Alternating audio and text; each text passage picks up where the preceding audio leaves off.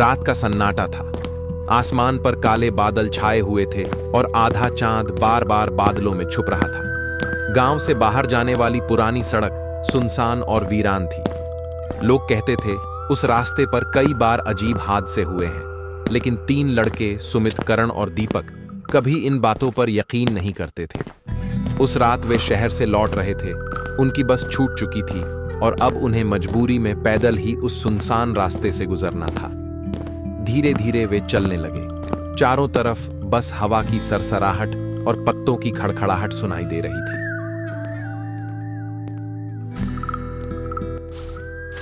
शुरू में वे बातें करते रहे, हंसते गाते रहे ताकि डर न लगे, लेकिन जैसे जैसे रात गहरी होती गई, रास्ता और डरावना महसूस होने लगा।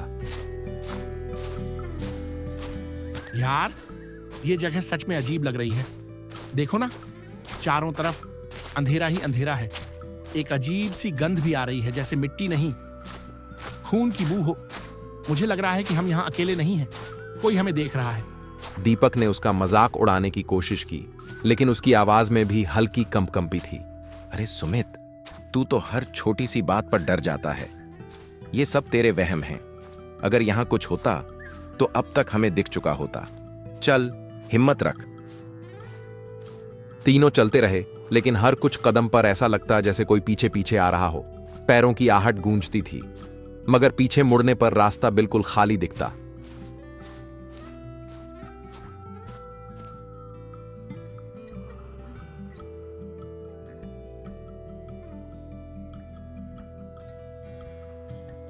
बस अब ये बर्दाश्त नहीं हो रहा। अगर कोई है पीछे तो सामने आ। हमें डराने की कोशिश मत करो। हम इंसान हैं और इंसान कभी भूतों से नहीं डरते।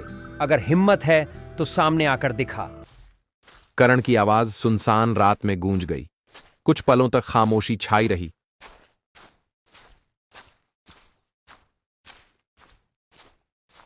और फिर अचानक सड़क के किनारे खड़े पुराने बरगद के पेड़ के नीचे सफेद साया दिखाई दिया।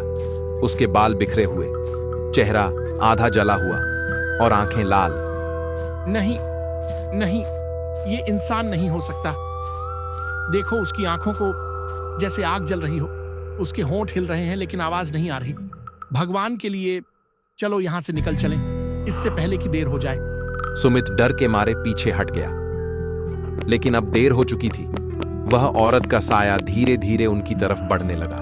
अचानक तेज हवा चली, पत्ते उड़ने लगे और उसकी हंसी गूंज उठी। तीनों भागने लगे। जितना वे दौड़ते, उतना ही वह औरत सामने रास्ता रोककर खड़ी हो जाती।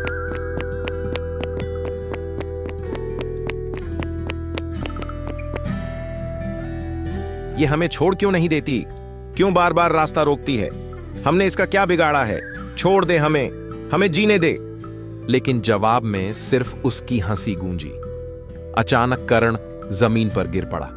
उसके गले पर गहरी खरोंचें उभर आईं, जैसे किसी ने नाखूनों से नोच डाला हो। उसकी चीख सन्नाटे को चीर गई और पल भर में वह बेहोश हो गया। सुमित और दीपक ने किसी तरह भागकर गांव तक पहुंचने की कोशिश की। सुबह जब गांव वाले वहां पहुंचे तो करण की लाश पेड़ से उल्टी लटकी मिली। उसके चेहरे पर डर ऐसे जड़ा हुआ था जैसे उसने मौत को सामने से देखा हो।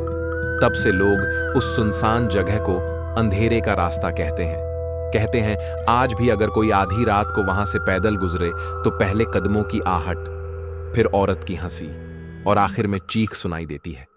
और जिसने वो चीख सुन ली, उसका बचना नामुमकिन है।